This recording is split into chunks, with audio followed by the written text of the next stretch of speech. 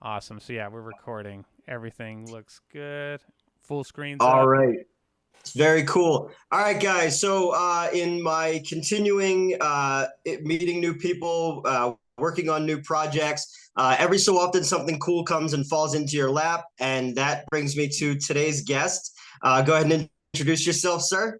Hey, what's up? I'm Larry Allen. I'm the co-owner of New Village Video and producer at Antimony is what we were called before COVID. Yeah. So, how we kind of wound up in each other's orbits was I wrote four screenplays for Crude Cinema, Cold of Blood, River Beauty, Strange Toys, and Scissors. And that way, through that, you and I became connected on Twitter, and we started chatting. And then around Christmas, you were like, "Hey, do you have any scripts?" And I was like, "Well, funny story." I've got like 32 on my desktop. So I sent you a whole bunch of shit, and over the holidays you read them, and what did we land on? Mars versus Cheerleaders. Most Which definitely. I'm very excited to be doing that with you guys. So tell me a little bit about New Village Video, about how you came to be. So I was working at a media lab, and we were working with distributors from all over the country. And I was just doing art. I was the art director there, and I'd never worked in that part of the industry before. And I started to see what I felt was a problem on the way, where it's like streaming websites.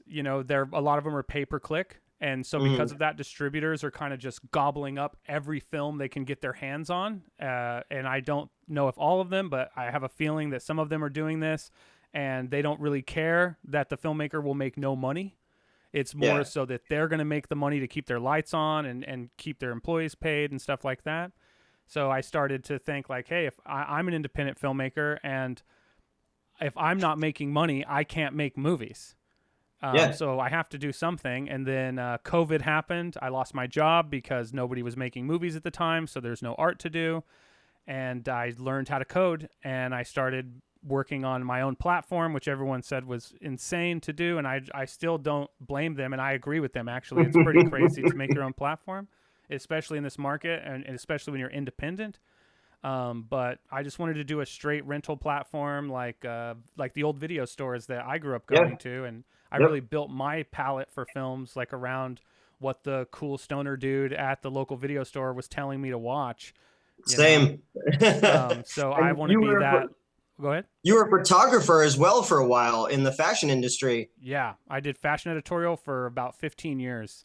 So that was my career path for a very long time, and then I turned 32, and I was like, man, I've never made a movie, and that's what I wanted to do my whole life, and I've never done it. I've just been taking stills, and so I tried to just like pull that over into making films. We made the Antimony tapes. That was like our film school.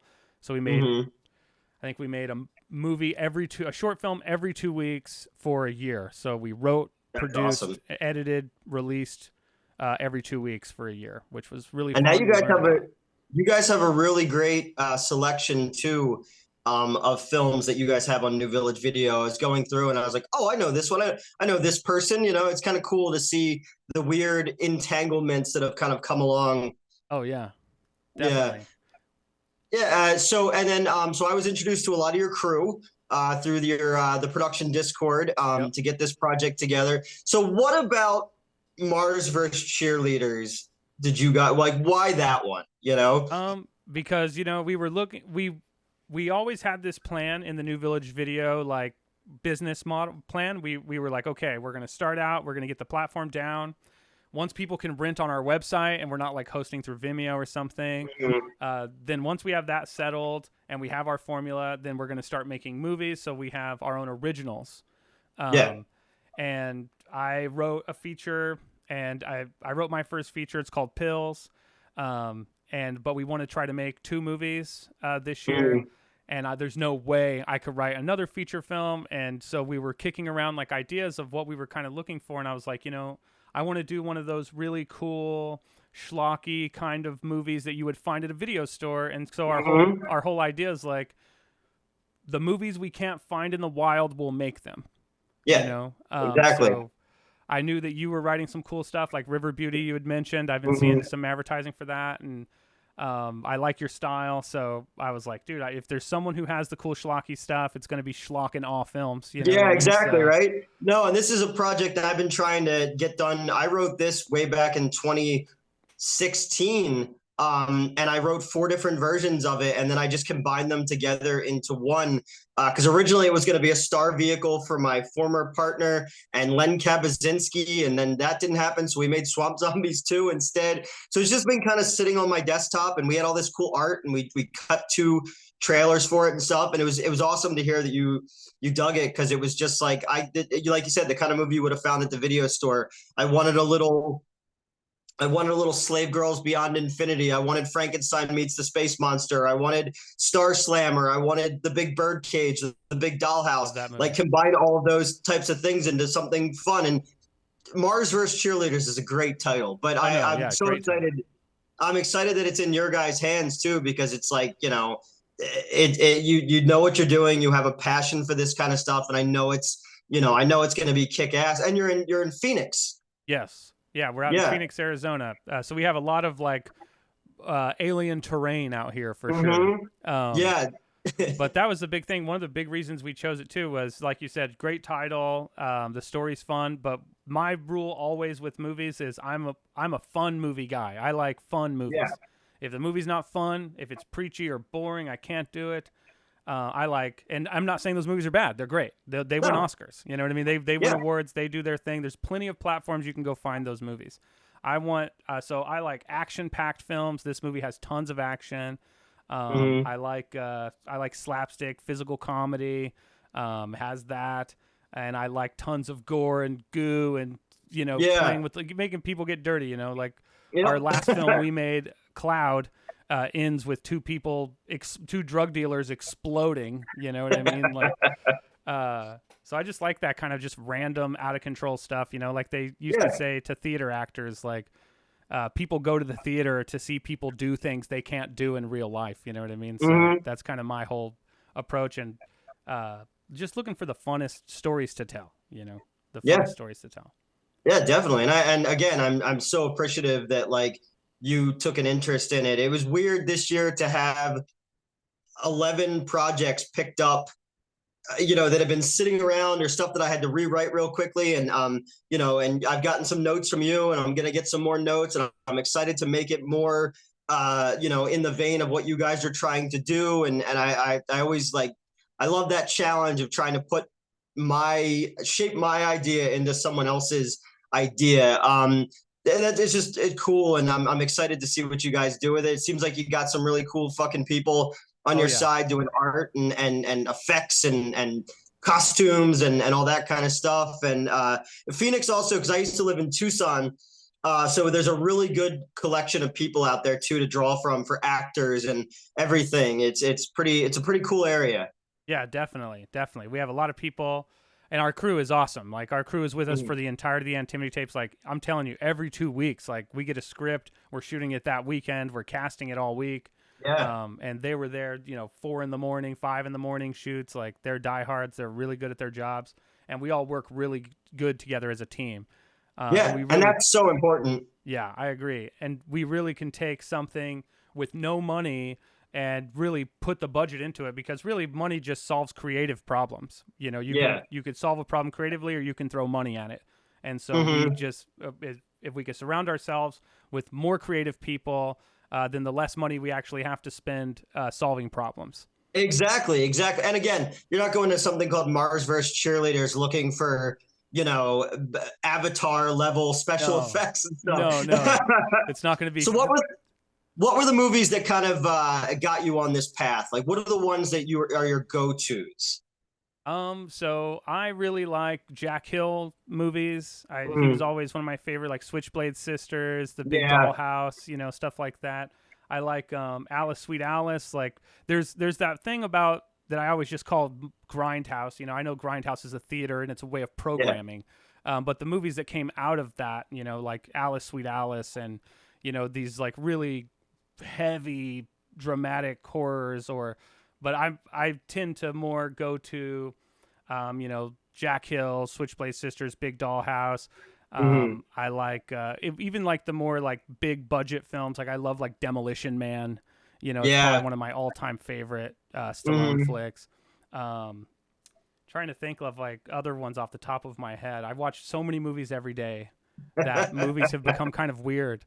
Well, yeah, Um, because now you're watching other people's movies to see what to curate for your, yeah, for your own interest, and it's cool that you can tie up a lot. Again, nobody ever lost money underestimating the good taste of the American public. So if right. you can give them something, there. I know so many snobs of like people who are like, oh, well, it has to be this, and it's like, no, that it's all subjective. Like if I want to sit down and watch a Booty in the Jungle movie like The Big Dollhouse or a girl gang movie or a satire sci-fi movie, whatever, it's subjective. In that time, it's something that I like. It doesn't matter what you fucking like. That's what I'm gravitating towards, you know. Right. Right.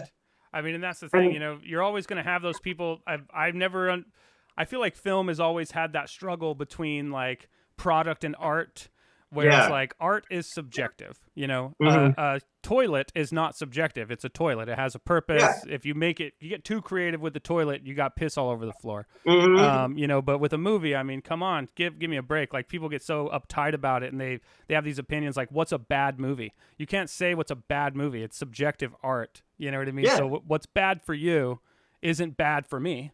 Because Exactly. I Yeah, we like were weird talking. movies. I was talking recently with a friend of mine about movie reviewers in general and how people go into things with their minds made up because of a title or whatever, and it's just or a remake or something like that, and you're just like, how about you just go into something and let it wash over you, and then make up your opinion based on that. Like, you go in. If I'm going to see Velocipaster, there's a pretty good chance that it's not, they're not using the Meisner technique in that. It's just Yeah.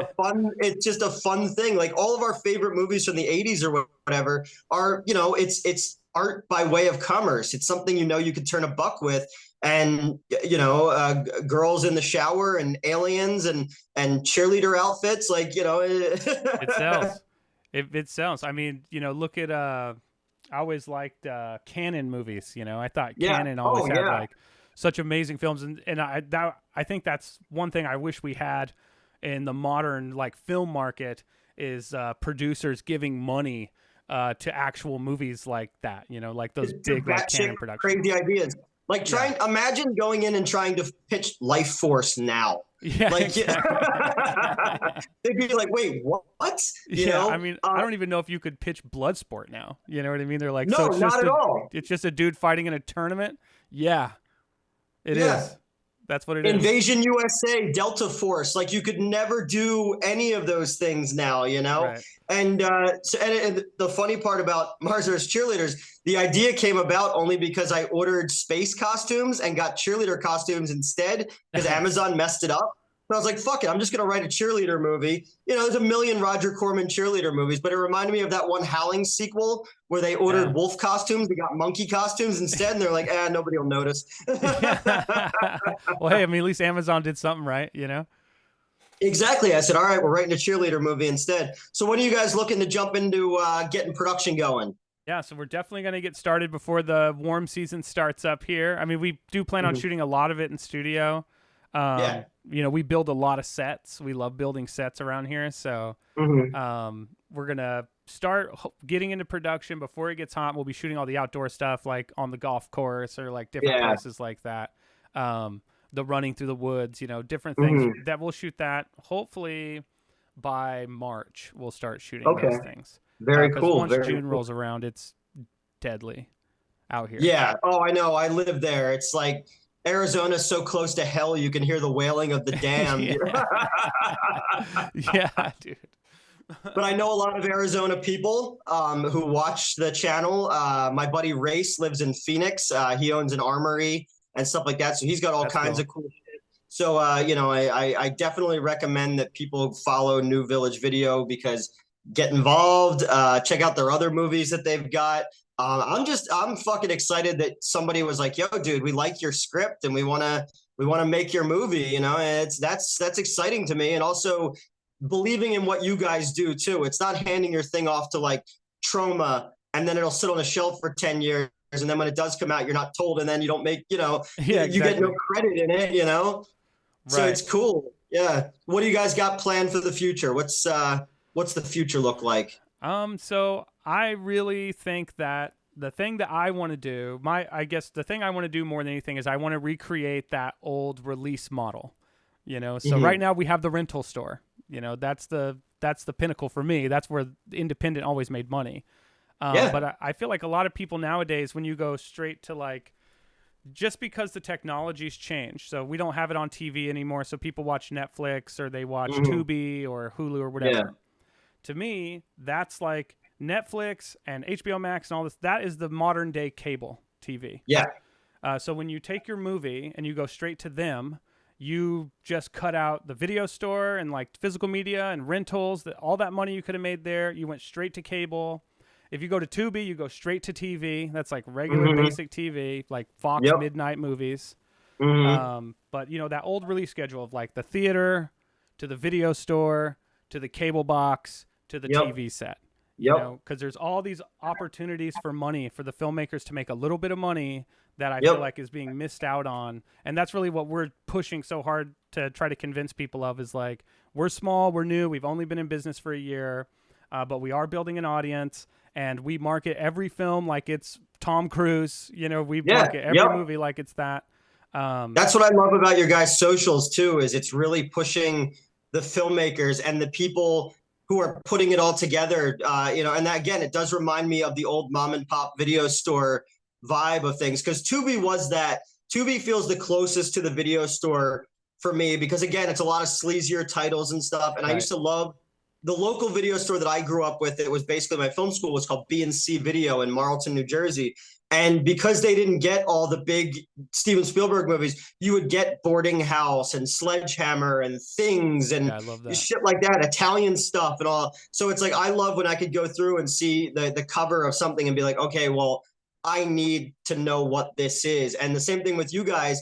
You kind of make the type of you guys kind of put out the type of movies that 13-year-old me would salivate for when I'm looking for that thing that's got tits and gore and monsters and action and all that kind of stuff. And that's what's so exciting about you guys and why I keep singing you guys from the rooftops, not just because you're making, you liked my script. Anybody who likes Right. my dumb shit, I'm just like, these guys, they know what they're talking about. But I love that bringing back of the video store vibe to things and finding the films that fell between the cracks and the filmmakers who fell between the cracks and giving them an opportunity to tell their stories and to grow your business as well because it's going to lead to more films a year and more opportunities for people to see you. And I just think it's fucking dope, man. As a kid who Yeah. grew up with the video store. Thank you, man. Appreciate it. Because we Yeah. worked hard to make it feel like that. And the other thing that we offer too is you don't have to have an aggregator or a distributor to work with us. Yeah. You can just send your film right over. Just reach out to us anywhere. We answer all of our emails. We don't ignore people. You know what I mean? Mm-hmm. So it's really easy to get on our platform. The only difference is that we curate everything. So we Yeah. can't ever accept every film, and we never just deny anybody. We always let people know why.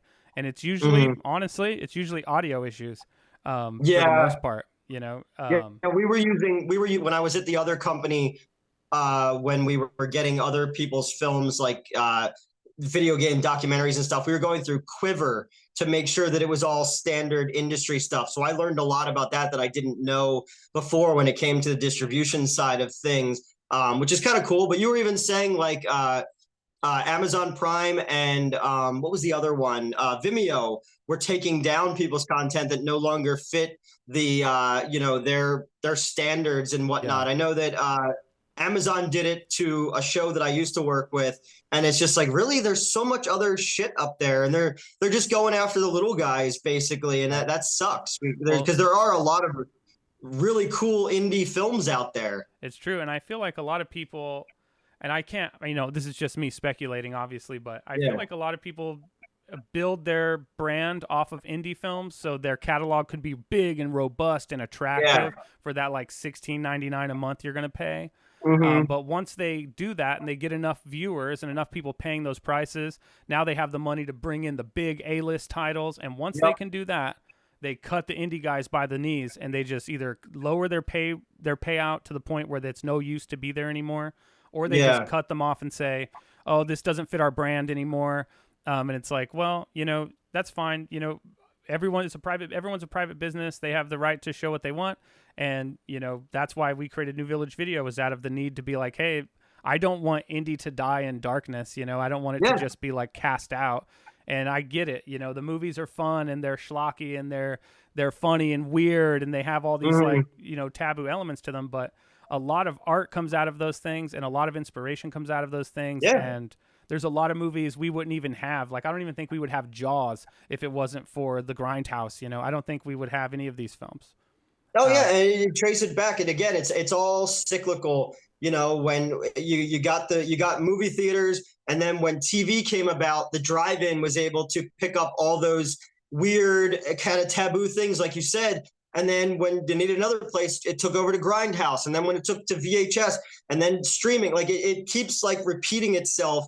And it's all about finding those movies, because when Blockbuster came along, they suffocated out the little guys, and then they made it that Troma couldn't have their stuff in there anymore, Vestron Video or Medusa Video, whatever, and they needed to find other places or die. And now we're in this streaming world where you don't have to drive to 5 different video stores in your town or in your area to find Lucio Fulci. Now you could find it at your fingertips, and Right. that's as much as I miss the hunting days of that. It's cool now that there are places where there is aggregated content that is like you love, and Right. I love trashy grindhouse B movie stuff. And it's great that there's a market out there for it. So people are always going to be looking for things. And not to keep sucking your guy's dick here, but just going through and no, because I really do, like, it's not even, again, like, it's not just because we're working together and you're a good dude and all that, but it's like I really want people who watch me to go, who are interested in filmmaking as well, and feel like it's an impossible task. Like, I'm a fucking dickhead from South Jersey who went to 1 year of film school and split, ran movie theaters, and got booted out of a media company, but I've gotten some shit done. Right. Anybody can do it as long as you have the passion for it and you know the game. There's ways to get your films out there, your voice out there. And, guys like you are just keeping that fucking grindhouse mom and pop video store aesthetic alive. And it's dope. Yeah, thanks, man. I appreciate it. Because we Yeah. worked really hard, and like I said, we didn't know anything about this. Like, I'm an art school guy. I did photography and made movies, and I write a little bit. Yeah, I do a lot of graphic Mhm. design. So for Yeah. me, like moving into like a tech thing, like trying to even just making a website, like it sounds easier than it is until you get into it, and you're like, why does it look like that on my Oh phone? yeah. You know what I mean? Like, I don't understand, but it was just like honestly, it was all just a labor of love anyway, because I mean, we pay our filmmakers 70% of every sale, and we only get $1 a Mhm. rental Yeah. at New Yep. Village. And there's a Mhm. lot of people who've come to me that I've known from my past that are like, dude, you're not going to be able to stay in business with this business model. And it's like, well, you don't understand the whole model. We're making our own movies too. Yeah. Basically, we're just another filmmaker on New Village. You know what I mean? Yeah. Like, that's all we are at the end. We're hosting it. Basically created a service for indie filmmakers to make a little bit more money. Mhm. And we just want to But just also be to be that with too. people, to be with like Canon too, like Menachem Golem and others. They were filmmakers, before they were businessmen, so they know they know the passion of wanting to tell a story and get a film out there. You're not just going to throw it on something and be like, whatever. You guys actually give a shit about film and about filmmaking and how a filmmaker thinks about presenting their project. So that's another really cool thing too, where it's like, well, yeah, but like these guys get it. They've been in my shoes as well as a writer, as a director, as an actor. And that's the thing that is the most exciting, as a guy who's always just like, fuck, I want to make movies, but I want people to get what I'm trying to do. And that's when other filmmakers will come in and can also add, great notes. Like, you've given me some great notes so far. And it's like, yes, this is the kind of thing that filmmakers should be, striving towards, is not getting your movie on Netflix or whatever, getting with people who actually give a fuck, Right. so that it continues to light your fire so that you can make the next one. And, And that's the thing and I think that's the thing that's scary too, is when people really look at the grand scheme of things. Like, we're a small company, and I won't say names, but we have like a filmmaker we've worked with for a long time. since we started. Actually, it was one of the first, and he Yeah. has a pretty big catalog, and he got his like reporting back from like I think he's on Amazon, he's on a couple other platforms. And he got his reporting back, and he made more money from us last year than he did from any other platform, which to me Yeah. was shocking, mainly because you could just go watch most of those movies on Tubi for free, which is a killer. Hmm. But, Yeah. you know, it's like I said, we just really want to build a strong community around indie film, and we care about the filmmakers, we care about their success, and we care about their movies, and that's really what it's all about. You know, I've always been a community-driven person. Hmm. And I noticed early on when I started making movies that there are parts of the film community that are a little bit like there's like the toxic parts, and that's usually the first part Oh everyone yeah. sees when they come through the door. So it's like I want to make Hmm. indie films. You like open the door, everyone's hurling shit at each other like it's a fucking zoo, Yeah. and then you're like I don't want any part of this, and that's where you lose half the people like right out the Yep. gate. But once you can barrel through like the shit flinging, and you can get into like the back rooms where the cool people are hanging out, you know, Hmm. you find this like there's such really awesome filmmakers out there, awesome crews out there. There's people who are real passionate about what they're doing, they're supportive about what others are doing, and Yeah. those are the voices I want to propel. Like those are the people that I want to promote and put my Yeah. time and effort behind. It's it's collecting strays and just creating something really fucking cool, man. So I'm so excited to be working with New Village Video, and I can't wait for Mars vs. Cheerleaders to start going, because again, I'm really proud of the script, and I'm really excited for what you guys want to shape it into, and I got movie theater contacts all over and convention Cool. contacts all over, so we'll get this thing out there as much as humanly possible. Tell people where they can find you. Yeah, newvillagevideo.com on the web, or you can go on Twitter. We're just at New Village Video. Same thing on Instagram. We're also on You guys are Facebook. on, I, yep, I and don't really post YouTube as on well. those very often. I should post on them more. But again, it's just my wife and I running the whole Hmm. thing. So uh, it's hard to post on everything. But I post on Twitter a lot. So, you know, if you go Yeah, to yeah. at New Village And Video on Twitter, we're there. that's how we met each other. And again, I you know, as somebody who's coming out of like a bad year, it really meant a lot to me that how much you enjoyed the script and the constructive criticism and all that. Like that means a lot to me, and that's what I knew I wanted to work with you guys. And I got about 20 more scripts ready to go. So if this one works out, Hell yeah, dude. Hell yeah. I would love to. I mean, like I said, we have big plans. You know, we have really big plans for New Village Video. And it's funny because it didn't start as something with big plans. It started as a way for me to reach out to people who were getting purged off other platforms and say, hey, here's another platform, you know, that you might be able to make some money. We're not going to kick you off because your movie has like a 3-second, you know, dark screen in the middle of it for some reason. yeah. You know what I mean? Like Or we're not the going to find aspect excuses. ratio is wrong, or Yeah, the audio exactly. the audio peaks. It's all bullshit. But yeah, please guys, go check out New Village Video. Keep an eye on MySpace for, well, not MySpace, but my socials. Tom's gonna be there with me from MySpace. And we'll keep you guys up to date on Mars vs. Cheerleaders as it continues, and I'm excited to be in bed with you guys. Yeah, same, dude. It's a comfy bed. Yes, yeah. So yeah, and anybody in the Phoenix area, follow them. All right, guys, thank you so much, and yeah, man, thank you so much for coming on and Yeah, talking to me. thanks for having me, man. Thank you.